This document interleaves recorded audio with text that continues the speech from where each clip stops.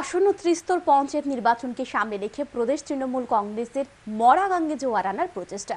রবিবার রাজধানীর চিত্তরঞ্জন রোড স্থিত প্রদেশ তৃণমূল কংগ্রেস ভবনে অনুষ্ঠিত হয় এক গুরুত্বপূর্ণ বৈঠক। উপস্থিত ছিলেন প্রদেশ যুব তৃণমূল কংগ্রেসের নেতৃত্ব শান্তনু সাহা সহ অন্যান্যরা। এদিনের বৈঠকে রাজ্যের বিভিন্ন স্থান থেকে তৃণমূল কংগ্রেসের নেতৃত্ব ও কর্মীরা উপস্থিত ছিলেন। প্রদেশ যুব তৃণমূল কংগ্রেসের নেতা শান্তনু সাহা জানান, পঞ্চায়েত নির্বাচনকে সামনে রেখে এদিন তৃণমূল কংগ্রেসের জেলা স্তরের নেতৃত্বদের নিয়ে বৈঠক করা হয়েছে। তিনি আরও জানান, রাজ্য থেকে বিজেপিকে একমাত্র ক্ষমতাচ্যুত করতে পারবে তৃণমূল কংগ্রেস।